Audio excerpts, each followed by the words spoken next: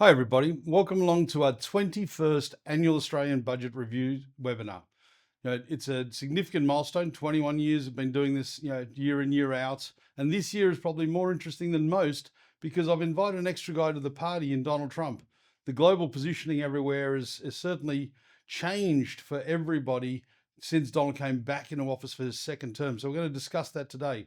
And we're also going to cover the election that happened soon after the budget, because of the fact the budget was brought forward from its usual period in May into March so that they could cover an early election. And that's now occurred. And of course, Anthony Albanese has been re-elected for his second term. So we're going to cover the budget, the election results, and also Donald Trump's impact on everything in a special edition of this year's budget, our 21st. And it also marks this year our 30th anniversary of SMATS Group. So we've been doing this now for 30 years since we established in Singapore in 1995. And 21 years of that, I've been doing this budget review. So thanks for being with me for that duration. Hope you enjoyed tonight, and let's get straight in. As always, we have to start with a disclaimer. Just a quick reminder that the information in this webinar is indeed from good, reliable sources. All of them are listed here, but never act on anything until you've got independent personal advice, just in case there's a thing that is hidden away that you weren't aware of. Getting started, we always like to begin with the agenda. What was the mission of this year's budget? Well, quite simply, it was to get re-elected. Hence, it came in early. They had to put out a good budget, a generous budget, to appeal to the voters and hopefully get that second term. It looked like it wasn't going to happen for a while there. The Liberal Party seemed to be getting some momentum, but they came home with a wet sail and they got re-elected there. It was also about navigating the global storm. Since Donald Trump came back into office in January, it's just been chaos with tariffs and everything. And the outlook internationally is scary from everyone's position. Not necessarily because there's danger on the horizon, but there's unpredictability. So no one can quite know what Donald's going to do, when he's going to do it, and how far and wide it might have an impact. So there has to be some protection in the budget for whatever may occur. But the key items that they were looking at, as has been for the last few years, particularly since COVID, where inflation went rampant, was cost of living relief. So that's a bit of a repeat record. Getting Medicare up to a stronger level, and trying to get full bulk billing in every doctor's surgery. Getting more homes built to help the housing crisis, which is an affordability and also an availability crisis. And we'll talk about that more in detail later on. And of course, getting education back up the list, which is a strong Labor Party platform. Now, that we're also finally hearing rhetoric to say we want a stronger and, most importantly, more productive and resilient economy. And productive is something that hasn't been on the conversation lips for a long, long time. So I'm very happy to see that return. I also have a favorite quote. This year was, "Our economy is turning the corner." It's my favorite quote because it just doesn't make sense. We never really were in a bad place. The economy, particularly for the government in power in Canberra, has been very, very good for a number of years with record revenues. It's been tough on the street, but I don't think it's turning the corner. I think it's just moving along and changing. Let's have a look at what the obviously result was. The Albanese government had a resounding win. They really came in and knocked it off. They picked up a lot of seats. The Liberal Party has been a bit decimated, so much so that they've got a clear majority, and the opposition is now in a really, really bad place. They lost their leader. He didn't even win his personal seat. So he's gone off the scene, not to be noticed for at least another cycle, if ever again. Usually they'll go into retirement. And a large part of that was an implosion or nuclear explosion on his behalf. For some inexplicable reason, months before the election was called, Dutton decided to run on the platform of creating nuclear energy. Now, again, it's not about whether it's the right or wrong idea.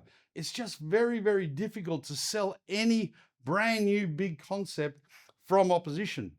He shouldn't have even talked about it. He should have left it alone.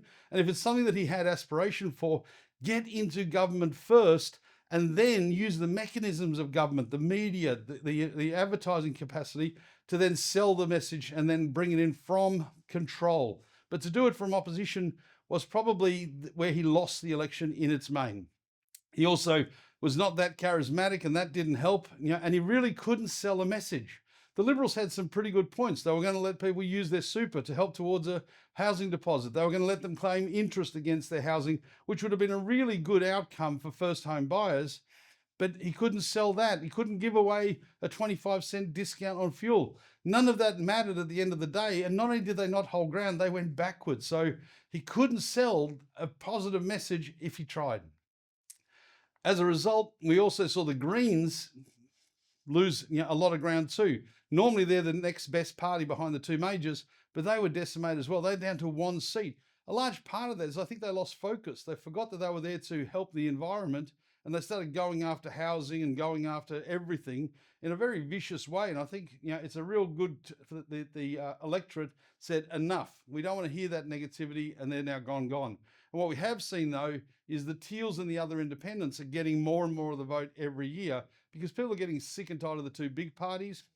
The way our system works in Australia is a two-preference system. So even if you are not the main vote getter, if you can get the votes from the second place person, you can end up winning even if you didn't get the most votes. So it's a bit of a strange system.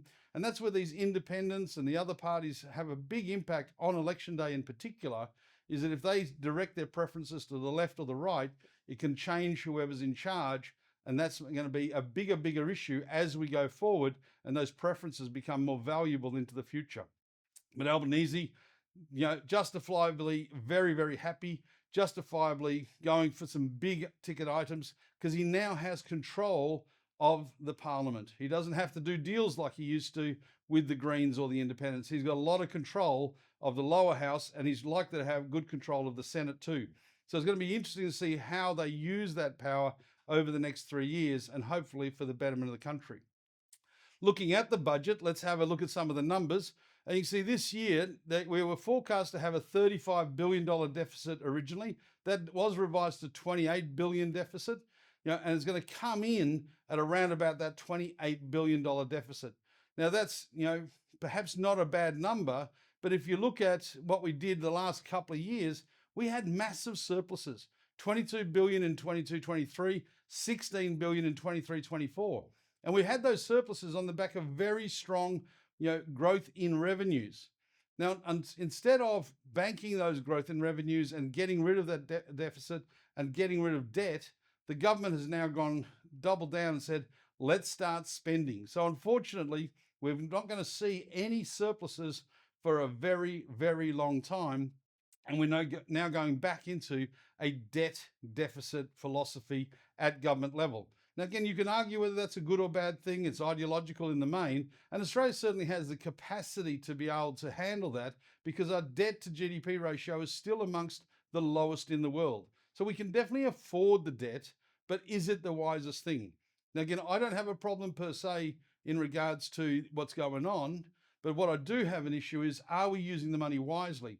With this revenue coming in, we've got now deficits of 28 billion this year, lifting to 42 billion in the next financial year and rising even further in the future. But government revenue in Canberra is now peaked to go past $700 billion a year, which is a phenomenal result when you consider back in 18-19 pre-COVID, when everything was supposedly rocket and rolling before we had a pandemic, it was only 485 billion. So it's gone up $200 billion, or 40% in that time. No wonder they're happy in Canberra, but no wonder we're all struggling on the street. And you can see the budget is going to kick up even further next year. The revenue will grow from 703 to 735 and keep going at 4.5% growth. A key reason for that has been our strong migration and strong employment, where we've got more and more workers, more and more taxpayers, more and more tax revenue coming in. And you'll see shortly that the percentages coming from individuals is at huge proportions these days.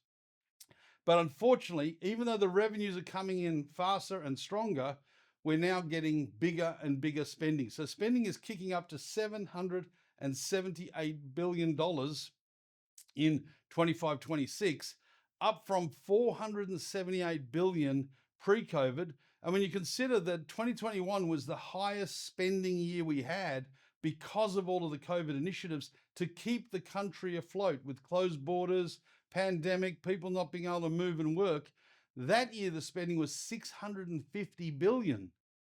Now, post COVID, everything's supposedly back to normal, and somehow our expenditure is up at 777 billion. That doesn't make sense to me. There's some issues there. You can see payments growth is rising at 6%, higher than revenue growth.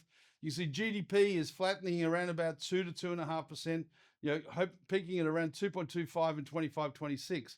Unemployment remains low at about 4.25, and that means that there's jobs being created because we've still got a lot of immigration coming in. So those immigrants are finding jobs, we're keeping neutrality, and there's lots of work in Australia if you ever want to come down and do it. And CPI has got back into the normal range at around about that 3% aim. 2.5 is the forecast for this year, 2.75 was the actual, but we're back in the range that the RBA is liking to facilitate interest rate cuts. So it's just a matter of whether they do them now. But interestingly, we've had that high inflation period over the last couple of years, 6%, and even a couple of periods where it was peaking around 8%. So in theory, we should be having deflation as prices go back to normal. But with all the shenanigans, all the tariff wars, all of the chaos of COVID, all of the recovery profits, all of everything, we're not seeing any deflationary pressure on prices, and we're seeing prices hold and still rise, even though they theoretically could have gone back to pre-COVID levels when disruption didn't exist. But the old thing about prices, people like to put them up, they don't like to put them down. So don't expect it to be deflationary for a while.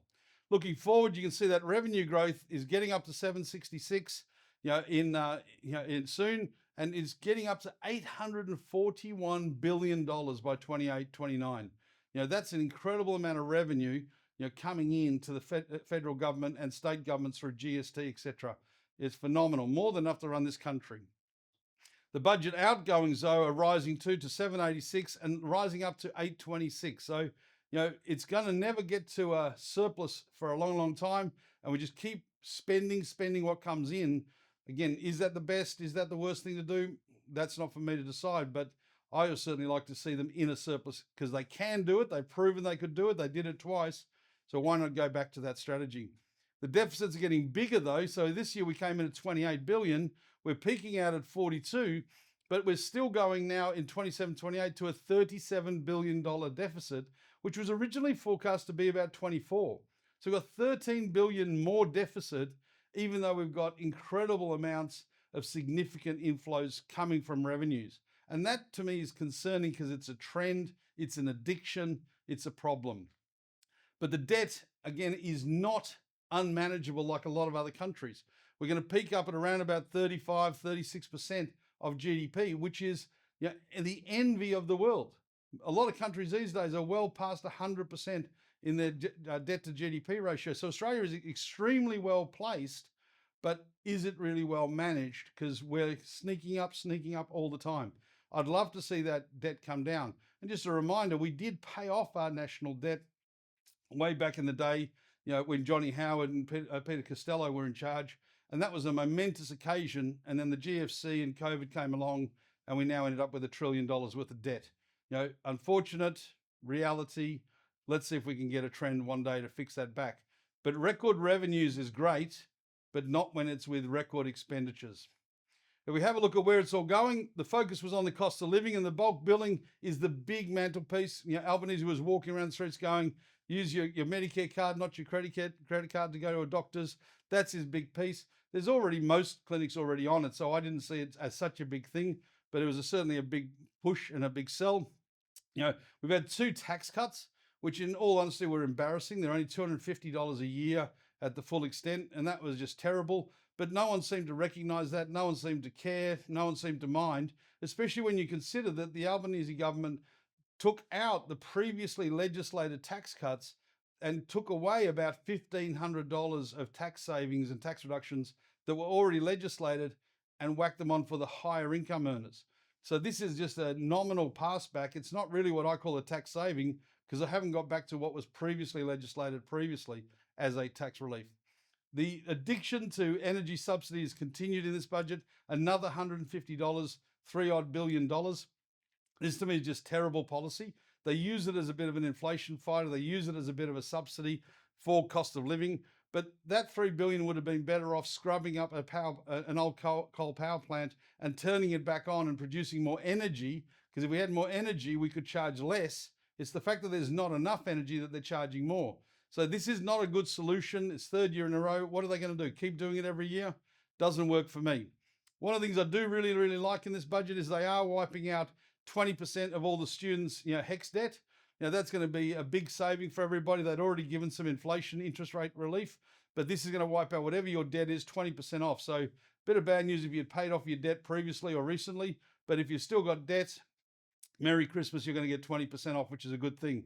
And I've never been a fan of student costs, because these are the people that are going to build our future, run our country in the future. So to me, they really should be doing free university for critical degrees that are required, engineering, science. They should be free because they add a lot of value and a lot of safety to our future. But we'll see what happens there. They're also going crazy on the supermarket watchdog. Coles and Woolworths are getting bashed. It's their fault prices have gone up, even though I don't believe that to be the case. But it's an easy target, and they're certainly active on it. So they're going to enhance the activity and the visibility of pulling Coles and Woolworths apart, saying, why are you charging so much? I do love farmers. I did start my career in a farming town, and they still don't get as much as they should at farm gate. So there's still an issue, but I'm not sure a supermarket watchdog is going to fix that. In terms of the tax cuts, here they are. And what I've done is I put the old ones there, and then the ones that are coming. But ironically, and this again is why I don't understand why people even think this is a good thing, these tax cuts don't come into being until 1st of July 2026. So they're announcing them this year and not giving it to you for what was going to be about 15 months. That doesn't make sense. That's not a relief. That's not help now. That's so far down the line, I don't know what will happen. And you see the total is $268 for stage one of their new tax cuts, and another $268 for the second stage. But what it all is, it's in the lower level where they're dropping it from a 16 cents tax rate to 15 and then 14. There's not really much relief, past that, none at all, in fact. So it's really, really tokenism at its best. It's just for the sake of saying it's a tax relief. And as I say, it doesn't even give you as much back as they took off you when they changed the previously legislated cuts that they inherited.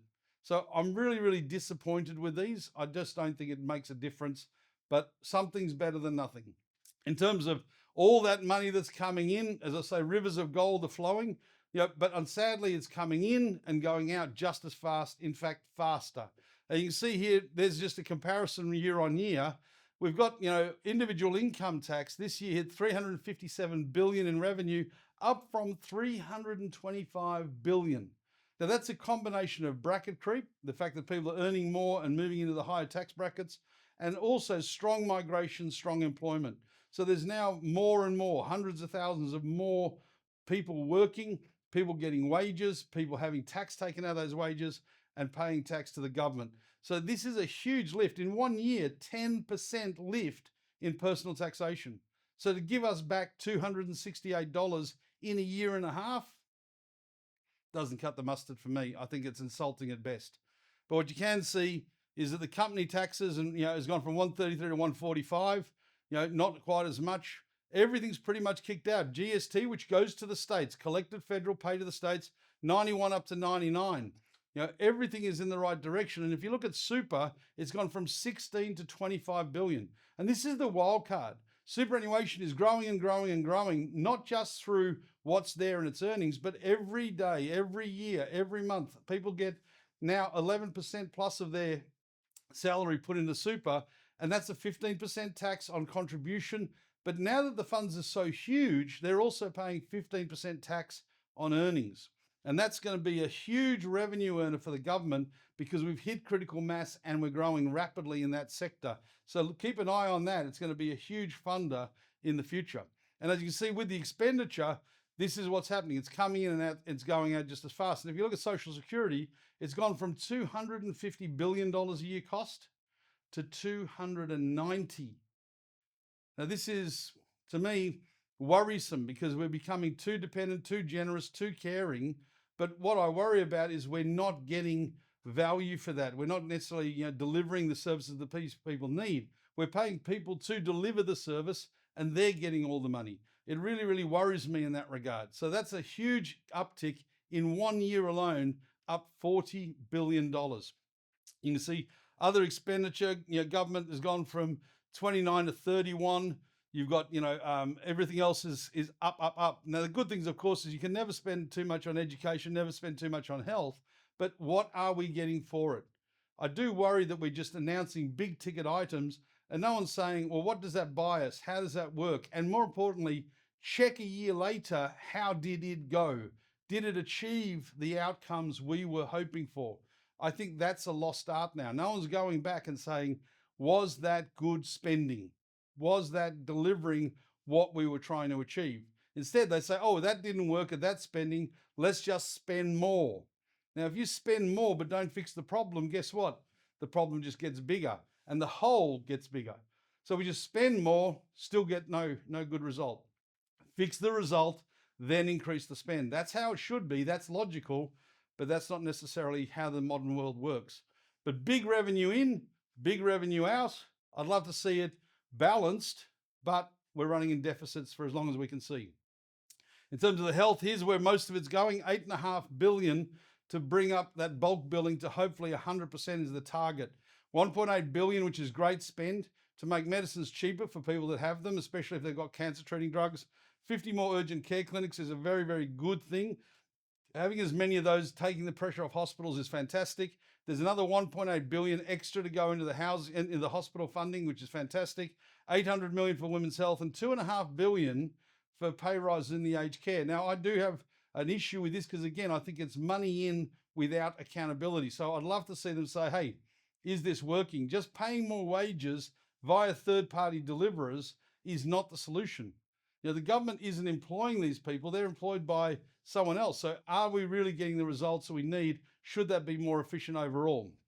In terms of education, the government is committed to childcare and spending $5 billion bringing in more childcare centres and making sure that we've got everybody entitled to at least 3 days of childcare, not necessarily means tested at all. Trying to boost the wages of childcare workers as well as, and also throwing more money at public schools, can't go wrong. And TAFE is basically going to be a free institution, which is fantastic, particularly if it's for the trades that we need, construction workers, electricians, plumbers, builders, all these sorts of things. It's essential.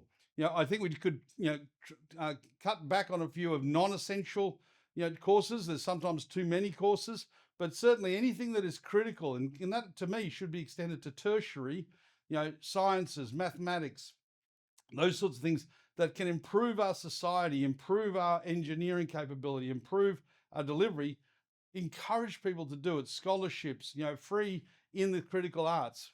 Doing it now for TAFE, hopefully they can progress it even further.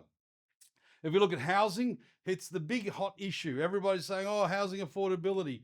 Well, again, you don't have an affordability crisis if you already own. And just a reminder every year that 70, 80% of Australians already own a property. So they're not complaining, but we want to help the ones that haven't got one get one. And this government is trying their best to do that, but I'm not sure they're hitting their targets. They have a mandate from their own party to build 1.2 million new homes. Now, we used to build 1 million homes every 5 years anyways. So originally they came and said, hey, we're going to do 1 million homes. And everyone said, hold on, that's what we normally do. So they lifted it to 1.2. But in all truth, they don't have a strategy as to how it's going to occur.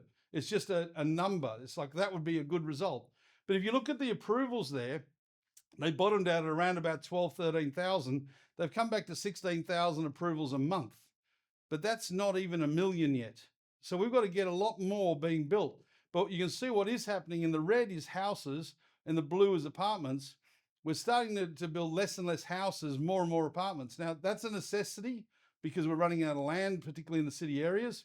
It's also a cultural change, a lifestyle change. It's already happened in places like Sydney and Melbourne, and it's now becoming very, very strong in Brisbane and Perth, and to a lesser extent Adelaide. But there's an inevitability about that. It certainly brings in a lot more housing a lot quicker, and we're seeing the trades go to there, which is a far more active and quicker market, and housing is dropping off. Builders are just fed up of the difficulty and the red tape and the cost and the risk. We've seen so many builders go broke, and hence getting a house built, good luck to you. Good luck to you. Certainly within a reasonable time and a reasonable budget.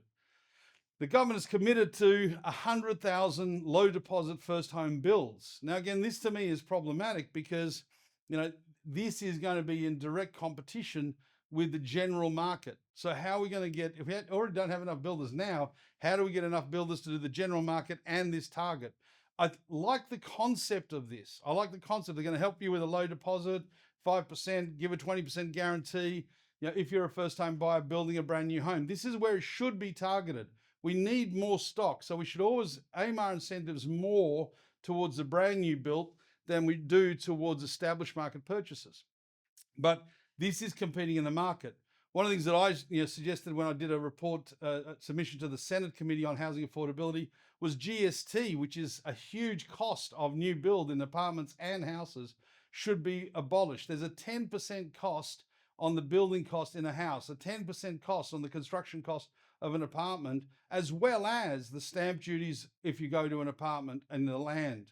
Now, if they got rid of GST at 10% cost, it would drop housing by 6-7%. Now, that would probably not flow to the buyer, but it might be enough of a profit incentive to get more developers building more quicker, more builders not going broke because there's more margin. And that's just as important as offering a lower price to everybody. If we have more supply, prices are contained and can get better value. If we don't have supply, we're going to stay in this rut for a long, long time. So the commitment to bring new homes on is fantastic. I think the ability to do it is questionable. 18,000 new social housings, to be built as well as across the board. Again, I love the concept, but competing in the market, I'll believe it when I see it. 54 million to support new technology in the building industry, and it's essential. We need to get quicker and smarter and builder, and more importantly, cheaper. So if we can do that, that's great. So any amount of money going to research that is great. And they are doing a good thing. They had a $5,000 program if you wanted to come in as an apprentice into the construction industry. They're lifting that to $10,000. So that's encouraging people to get in the industry and hopefully create more labor that can deliver more homes and help get close to achieving these targets. They've also, which I really like, increased the first-time caps. The first-time buyers' incentives were really set at too low a bar. So a lot of people, particularly in Sydney and Melbourne, couldn't get a house for the price that they had to qualify for the incentives because the house was more expensive than the threshold. So they've lifted the thresholds to be more realistic. Welcome that greatly. And they've also brought in a scheme which I'm not sure will be widely accepted, but if you don't have much of a deposit, the government can help you by being a co-owner. So instead of you owning 100% of the house, the government will own 20-30%. You don't have to pay a mortgage on that 20-30%. So it makes it more affordable for you to be in that house. The downside is when you sell the house, the government gets 20-30% of the profits. Now, we're in a housing boom where prices are growing, so it could be a very good winner for the government. But wait till you see the pushback when all of a sudden people go to sell their house and they're told, oh, sorry, that's not yours, that's mine. I think there could be a lot of negative pushback on that. I like the concept. I'm not a big fan of the scheme, but whatever it takes to get someone in their first home, it's worth doing whatever it takes. But you've got to explain it. You've got to make them understand it. You've got to make sure that they're safe. I'm not sure that's the right tick, but something's better than nothing. But overall, we need to get that housing market fixed. And then there's this last little furphy. And to me, this makes me quite angry because they announced a 2-year ban on foreign buyers buying established property. Well, where I get angry at this is there's always been a ban on foreigners buying established property. The only ones that are allowed to do so are temporary residents, i.e. if we recruited a doctor because we've got a doctor's shortage and he moves to Australia and says, oh, while I'm here, I might buy a nice house to live in for the couple of years I'm here.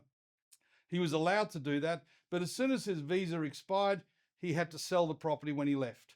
So it wasn't really of any problem in the industry, but they're making it sound like foreigners are sneaking in on Learjets, buying up all the good properties.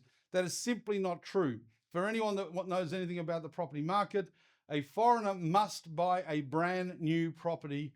And still today, that is the rule. Has been for 20, 30 years, as long as I've been doing this, should be for the next 20, 30 years. And the reason for that is very simple. We need more houses. A foreigner is overseas. They don't live in the house. They buy it. It adds to the rental pool. It adds to the construction. It adds to the work. It adds to the economy. Someone buying your house next door, that adds nothing except to you. So leave that for the locals as it is. leave it for the foreigners. But I think it's going to be problematic if we're short on doctors, if we're short on good people that were coming in under temporary visas. We've now slammed the door on them and said, well, we don't care, you can't buy established. So they're forced to stay in the rental pool where they have probably more money than the locals to spend. So it's a chaos. It's not going to help the system. It's going to worsen it. Not a fan of it. I think it was more headline grabbing than good policy, but it's there now. We'll see what happens for the next 2 years. Other announcements, and I'm not going to cover everything, but just some of the key ones. $1 billion, particularly for the ATO over the next few years, to increase their compliance, their auditing, their finding you. So if you are not being honest with the tax man, you better start being, because he's going to find out pretty fast. There's $3 billion to stockpile Australian-made metals, some also in minerals and all the rest, and support, green industry in the processing plants. Defence spending is necessarily on the rise, and this is probably more relevant than ever before. Up until now, everyone in the world, in the free world allegedly, knew that if they got in trouble, they could ring the US, and the US would say, we'll be there to help you as quick as we can. Now you ring up Donald and say, hey, we need help. He says, what do you got that I can have? Otherwise, I'm not coming. And that's a terrible scenario in the world. It plays into the hands of the bad people, and it's a despicable thing. But again, he's getting away with it. That's how it is. We'll talk about that a bit later. There's $840 million going into First Nations spending, enhancements to living standards, self-governance. Again, this is probably because the Voice didn't, get off the ground. A little bit of a payback there. $17 billion in new infrastructure projects, including some of the big ones. $7 billion for the Bruce Highway in Queensland, 1.3 on West Sydney roads, a further $1 billion on rail, and $2 billion for Melbourne Rail, the Sunshine Station, particularly get that eventual, city to the airport link going, as well as a few other projects. There's $262 million going in land and ocean conservation. And, for businesses, the $20,000 asset write-off has been extended another year at least. Usually, it was meant to come down to $1,000, which is nothing. The $20,000 helps for tax. If you've got stuff to do before June, if you need equipment that's under 20 grand, get it, get your tax deduction, see how you go. So that's pretty much the budget covered. Again, lots more money coming in, lots of money going out. Is that right or wrong? Time will tell. But this is the interesting thing. We're now living in the Trump era. It's going to affect all of us, whether you think it will or won't. It affects you one way or another by what you pay for goods, how your stock market performs. The impact this man has in the world is profound and dangerous, and he is there in charge. And, you could argue whether that's a good thing or a bad thing, but just remember, he's been elected in twice, not once, but twice. So he's just there. He's going to be there, and you can't get around. Now, the tariff war has been the hot topic everywhere for the last couple of months. And you can see there, he put up his reciprocal tariffs board. No one even understood what it meant, not even Donald. He thought it was what the tariffs he was going to charge, but it was just a trade deficit. It's been a shambles, but he's loving it. He's enjoying it, and he's got control. And everyone's going, oh, how did this happen? Why didn't we know? Well, just a reminder, he told everybody he was going to do it. There was no mystery with the tariffs. He did his whole pre-election campaign saying, I love tariffs. It's my favorite word. I'm going to bring in tariffs, tariffs, tariffs, tariffs. And then everyone said, oh, what a surprise. He's doing tariffs. No, he's just fulfilling his promise. So don't expect them to go away. He likes them. He doesn't understand them, but he thinks he does, and they're a dangerous tool. We've got a situation where he's now created chaos as the norm. So we don't know what's going to happen with Donald, but he is the president. He has power. He has armies. He has the economy at his feet, but we just don't know whether it's going to be. Now, again, he loves that because he's an opportunist. He calls himself a businessman, so he's looking for that advantage. But the problem is he doesn't remember that he's a president. He's meant to be keeping stability. And again, businesses need stability to decide whether to invest or not invest. Chaos makes people procrastinate. Stability makes them act. And that's what he hasn't figured out. I'm not sure he doesn't know that, but I think he doesn't want to implement it. And there's two different things. But what that means is when you've got this environment, it's both super high risk and super high opportunity. And that's a crazy thing because normally it's one or the other. But with Donald, it's both, because you never know what tweet he's going to put out tomorrow. You never know what he's going to announce. You're never going to know who he doesn't like or who he does like, whether he's changed his mind or come up with another crazy idea. It's just incredible. Now, again, I don't know whether you can take advantage of that because I can't. is simply just too difficult to predict where it might go. But if you get it right, it's huge. Now, the good thing is with all government, we've got checks and balances, where you've got government that, not checks and balances, checks and balances. And this is the problem at the moment. We've got Donald raking in a lot of money from being the president. His crypto coin launched just before, his inauguration. He's now using that as a means of, pay your bill to the company you want to deal with my crypto. This is chaos. This is amazing that they're allowing this to occur. And they need to bring in legislation to say this is not right. You should not have the president of the United States, or any country for that matter, blatantly benefiting from announcements, changes, policies, etc. Yet that's exactly what's happening, whether you want to believe it or not. That's the fact. But the system is meant to have checks, CHECKS, and balances through Parliament. But the Republicans in the Congress, and to a lesser extent the Senate, are not holding Donald to account, at least not yet. But I think we're starting to see a change. As I come to do this presentation today, yesterday Donald announced that he was reducing the tariffs war with China, but not getting rid of it, not stopping it, just reducing it, and a 90-day pause. So not to fix things, but to see how it goes. And that's problematic to me. But someone needs to get in his ear and say, this is not how you can do it. There's questions of legality, etc. But someone has to do it, and it has to be the senators. The Republican senators need to step up. There's a whole bunch of related party transactions going on, and this is not anything unknown. It's blatantly out there. Donald is not a hiding person. He is open to it on show. So go check out. It's incredible. But again, no one is holding him to account, which they need to do. And someone needs to do that soon. Now, we've got 4 more years, 3.5 actually. But already Donald's saying, well, I could go another 3rd term, which again is against the Constitution in America. That's just how it goes. But anything's possible. They've already trying to work out ways. So it might be 4 more plus 4 more. I don't know. But what it means is that don't expect this to change anytime soon.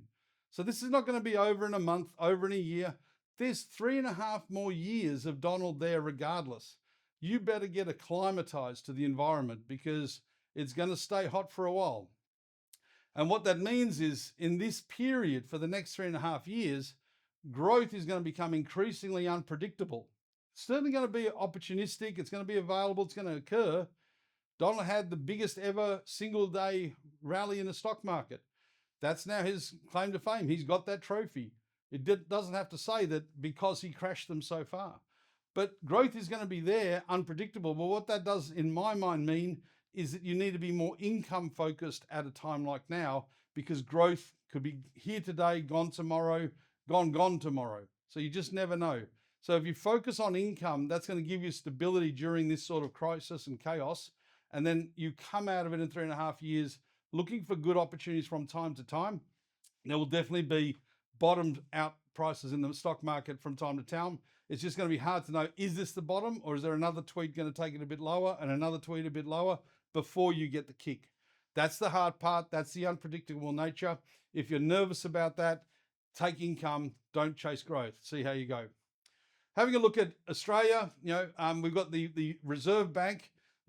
Are interest rates going to change as a result of this budget? I don't think so. We've seen one reduction only in February 25, and that was the first one we had seen in a long, long time.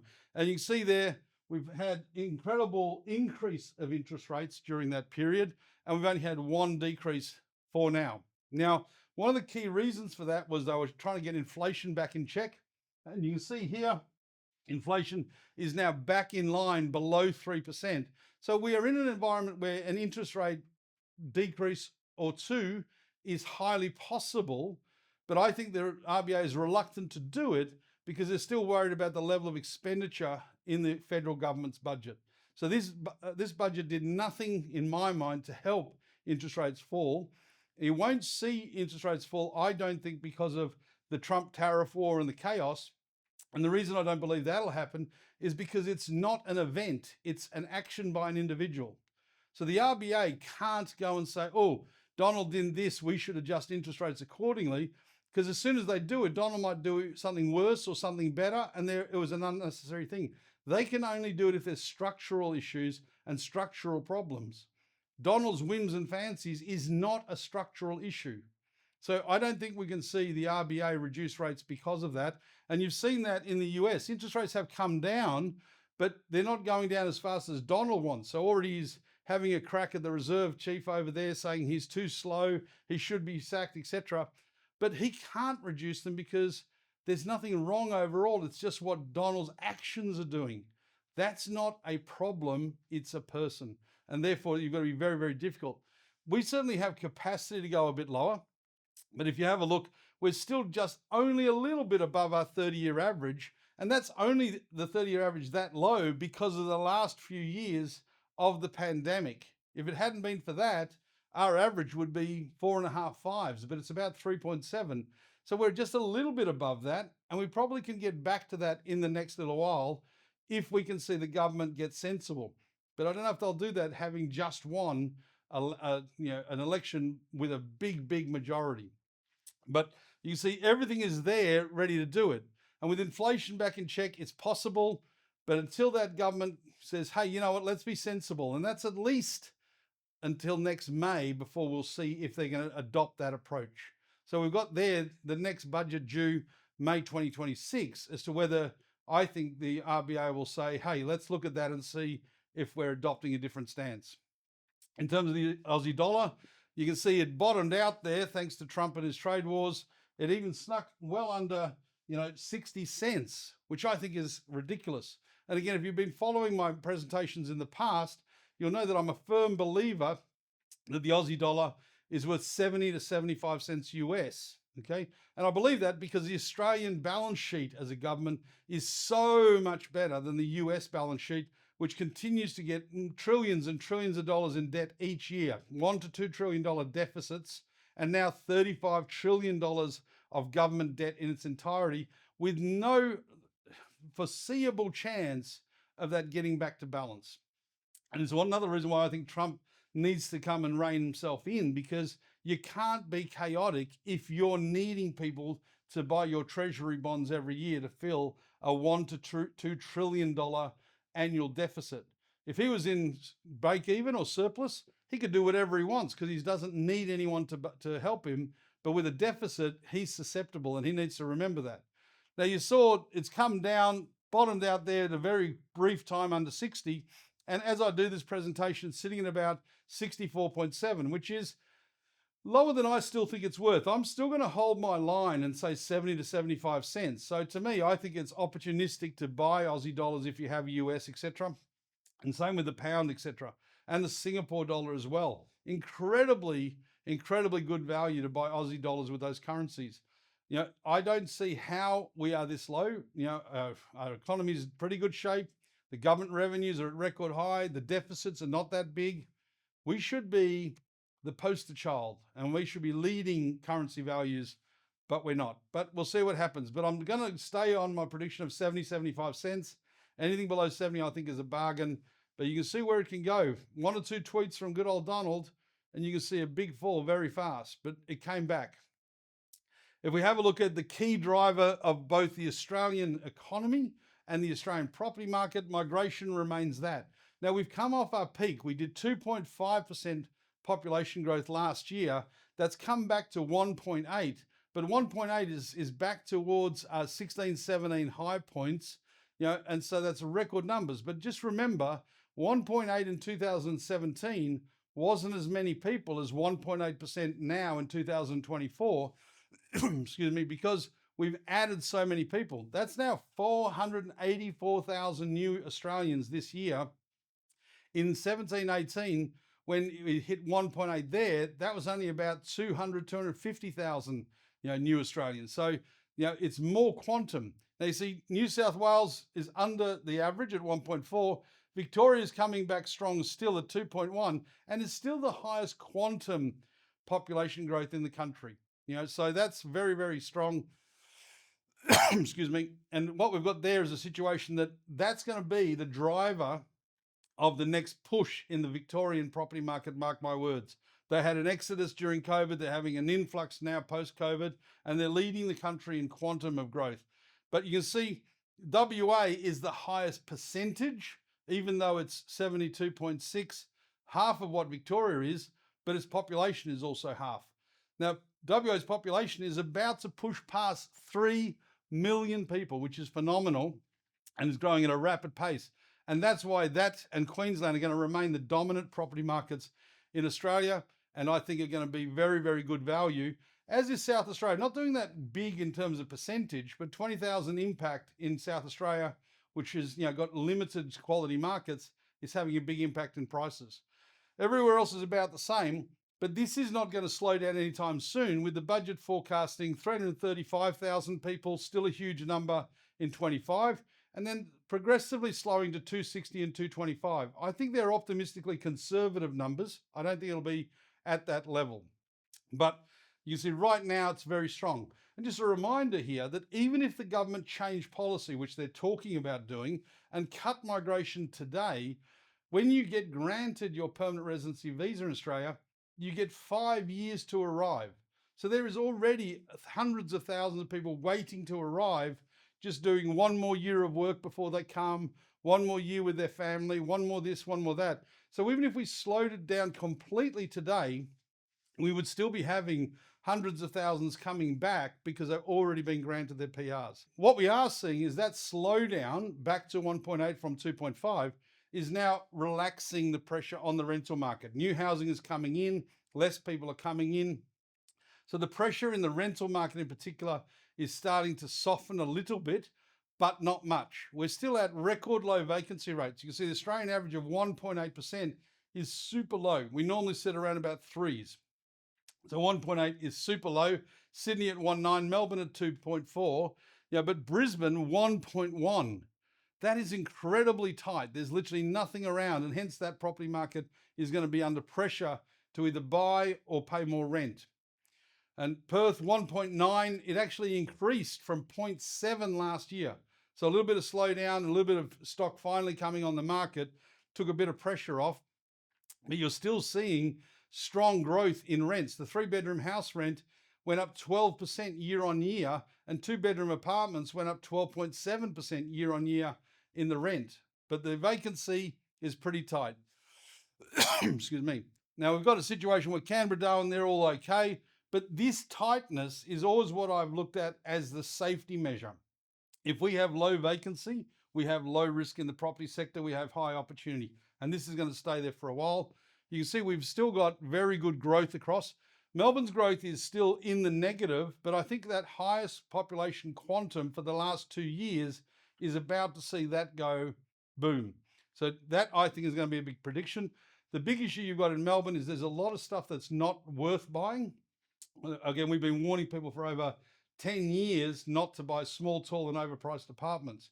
If you're going to buy something, buy a 1-bedder, at least 50 square meters or more internally. 2-bedders, 60, 65 at least. 3-bedders, 100 plus. You need to get proper size if you want proper returns. Don't be fooled into buying small and cheap and nasty and expensive. That's not what you want. But overall, you see Perth at 21% was a phenomenal growth year. Luckily, that's my hometown, enjoying that. But the 5-year average is 10%. Brisbane's 5-year average of 11.5 pips it. Adelaide's 12.1 pips it. The Sydney average 9.8 over the last 5 years, but only 3% this last year. But these are all very long-term consistent growth. And again, with the population still coming in, with the construction industry still lagging behind on supply, this opportunity is going to remain. But I will warn you that the market is split into two, nice and not nice. Be careful that not nice properties will grow, but not very much. Nice properties will grow much, much more. So spend whatever you can afford. Get the best property for your budget and make sure it is livable, and you'll be okay. If it's not livable, let somebody else buy it, go find another one. But you can see overall pretty strong. The Australian average of 5.3 is pretty good. 5.9 over the 15 years. But geez, wouldn't you have liked to have been on Perth or Brisbane in the last couple of years, or Adelaide? They've done fabulously, but they've still got more to go because they had a lot of years of very low growth. Finishing off, okay, the highlights of this budget. I love the fact that the revenues are rising. Can't go wrong with that. If you're in a business, you want your revenues to rise. They're going up and they're going up strongly. At last, housing is getting proper attention. I'm not sure everything they announce is that good, but at least it's having its attention. It's getting stuff done. We'll see if it works. They'll tweak it, and then go back. Generosity to everyone is on the rise. That Social Security is up heaps. NDIS, everything is on the rise. That's great. Again, I'm a socialist. I'm compassionate. I want to help people. I just want to get value for it, and that's what we want. There's lots of good big ideas the government's doing, and that requires big spends these days. So it's getting the commitment. One of the great advantages of high revenue is high generosity, and away you go. And productivity is finally in the conversation. Now let's see if that delivers something, but it needed to be in the conversation. It's been the missing ingredient for the last few years. The negatives, well, I'm really, really upset that we're going now back into a deficit, for the longest possible time.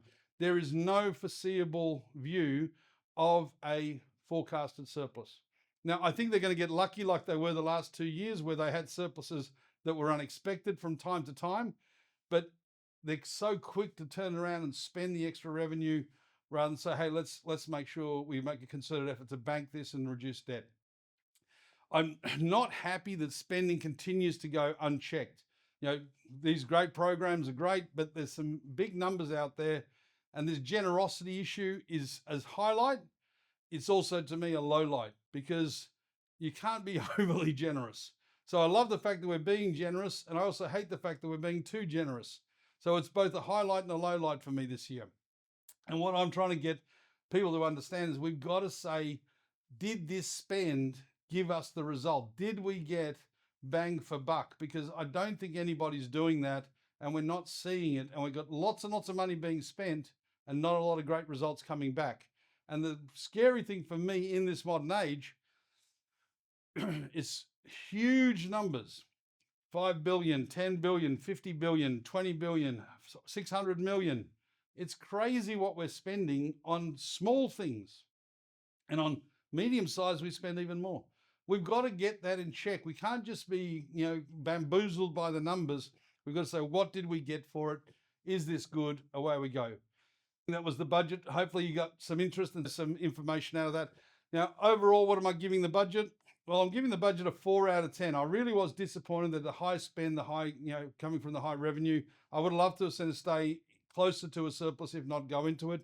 But the election has probably taken the precedent, and you got to give the Albanese government 9 out of 10 for winning it so comfortably and handsomely, and really playing to Dutton's weaknesses and delivering a very crushing blow to the opposition.